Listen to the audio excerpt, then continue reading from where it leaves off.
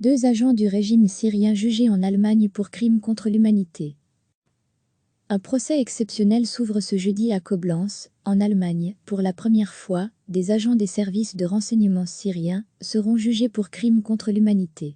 Ces deux Syriens avaient trouvé refuge en Allemagne, mais ils ont été reconnus par d'autres réfugiés, leurs anciennes victimes. L'un d'eux a fortuitement reconnu son bourreau dans un magasin. La justice allemande et une ONG enquêtaient déjà sur les crimes commis contre les civils en Syrie, ce qui a permis une arrestation rapide. Le premier prévenu s'appelle Anwar Aslan. Il dirigeait le centre de détention d'Al-Khatib, à Damas. Il serait responsable des actes de torture contre 4000 personnes, dont au moins 58 sont mortes. Lorsque la nouvelle de son arrestation en Allemagne a été connue, un Syrien de Belgique l'a également immédiatement reconnu. Yahya Hakoum avait participé en 2011 aux premières manifestations réclamant la liberté pour la Syrie. Il avait alors été arrêté et torturé. On a commencé à me demander pourquoi on était dans la rue, pourquoi on manifestait, et on criait liberté. C'est lui qui posait les questions. Lorsque l'on répondait, bien ou mal, on était tapé. C'est lui qui a ordonné à un agent nommé Abdallah de me couper les cheveux et de me torturer le premier jour. C'était terrible. Le second prévenu, Eya Al-Gharib, est un des subordonnés d'Anwar Aslan au sein de son centre. Il était chargé des arrestations des opposants. Il est également accusé d'avoir pratiqué la torture. L'avocat Patrick Croquet représente 9 victimes syriennes de ces bourreaux. Pour lui, ce procès, ce sera celui de tout le système de répression interne du régime de Bachar al-Assad. Les 4 services de renseignement syriens sont un État dans l'État. Ils sont utilisés pour lutter contre l'opposition qui était, au début du soulèvement, dans les années 2011 à 2012, très démocratique. Ces services disposent d'un système de centres de torture, de prisons secrètes disséminées partout en Syrie. D'après l'acte d'accusation, une de ces prisons était dirigée à cette époque, alors que des crimes contre l'humanité étaient commis, par l'accusé Anwar. Il dirigeait un centre de torture. Nous avons beaucoup travaillé sur la documentation de tous les crimes. On a créé une immense archive s'il est reconnu coupable de crimes contre l'humanité. Anwar Aslan risque la prison à perpétuité. Au-delà de son cas, ce procès envoie un message à tous les cadres du régime de Bachar al-Assad. Les crimes commis dans les prisons syriennes sont patiemment documentés et la justice agira chaque fois que ce sera possible. Pour moi, c'est sûr et certain, affirme Yahya Hakoum. Nous, comme Syriens, nous avons beaucoup travaillé sur la documentation de tous les crimes. On a créé une immense archive. Tant que quelqu'un croit à la justice, nous ne nous arrêterons pas. Un organisme de l'ONU, le mécanisme international chargé de faciliter les enquêtes sur les violations les plus graves du droit international commises en Syrie depuis mars 2011, poursuit un travail de compilation de preuves pour faciliter les jugements des responsables.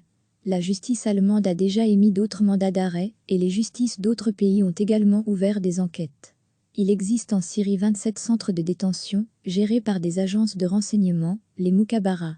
D'après l'Observatoire syrien des droits de l'homme, un demi-million de personnes sont passées dans ces geôles depuis 2011. Au moins 100 000 personnes sont mortes en raison de la torture ou de mauvais traitements.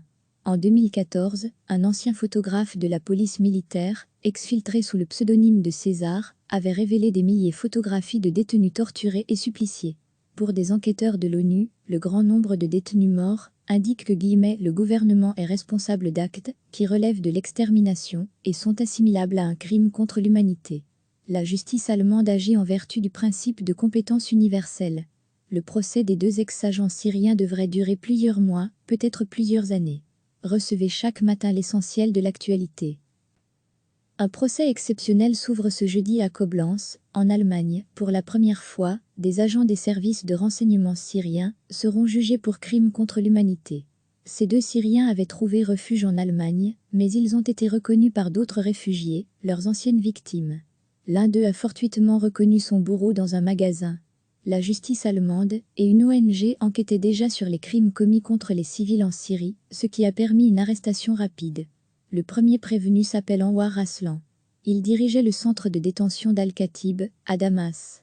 Il serait responsable des actes de torture contre 4000 personnes, dont au moins 58 sont mortes. Lorsque la nouvelle de son arrestation en Allemagne a été connue, un Syrien de Belgique l'a également immédiatement reconnu. Yahya Hakoum avait participé en 2011 aux premières manifestations réclamant la liberté pour la Syrie. Il avait alors été arrêté et torturé. On a commencé à me demander pourquoi on était dans la rue, pourquoi on manifestait, et on criait liberté. C'est lui qui posait les questions. Lorsque l'on répondait, bien ou mal, on était tapé. C'est lui qui a ordonné à un agent nommé Abdallah de me couper les cheveux et de me torturer le premier jour. C'était terrible. Le second prévenu, Eya Al-Gharib, est un des subordonnés d'Anwar Aslan au sein de son centre. Il était chargé des arrestations des opposants. Il est également accusé d'avoir pratiqué la torture. L'avocat Patrick Croquet représente 9 victimes syriennes de ces bourreaux. Pour lui, ce procès, ce sera celui de tout le système de répression interne du régime de Bachar al-Assad. Les 4 services de renseignement syriens sont un État dans l'État. Ils sont utilisés pour lutter contre l'opposition qui était, au début du soulèvement, dans les années 2011 à 2012, très démocratique. Ces services disposent d'un système de centres de torture, de prisons secrètes disséminées partout en Syrie. D'après l'acte d'accusation, une de ces prisons était dirigée à cette époque, alors que des crimes contre l'humanité étaient commis, par l'accusé Anwar. Il dirigeait un centre de torture. Nous avons beaucoup travaillé sur la documentation de tous les crimes. On a créé une immense archive s'il est reconnu coupable de crimes contre l'humanité, Anwar Aslan risque la prison à perpétuité. Au-delà de son cas, ce procès envoie un message à tous les cadres du régime de Bachar al-Assad. Les crimes commis dans les prisons syriennes sont patiemment documentés et la justice agira chaque fois que ce sera possible. Pour moi, c'est sûr et certain, affirme Yahya Hakoum. Nous, comme Syriens, nous avons beaucoup travaillé sur la documentation de tous les crimes. On a créé une immense archive. Tant que quelqu'un croit à la justice, nous ne nous arrêterons pas.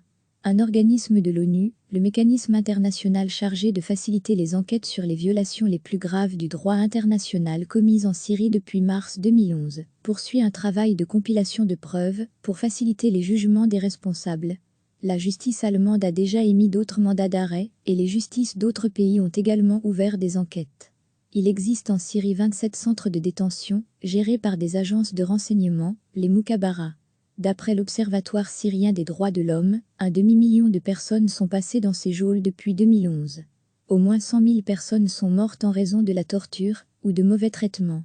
En 2014, un ancien photographe de la police militaire, exfiltré sous le pseudonyme de César, avait révélé des milliers de photographies de détenus torturés et suppliciés.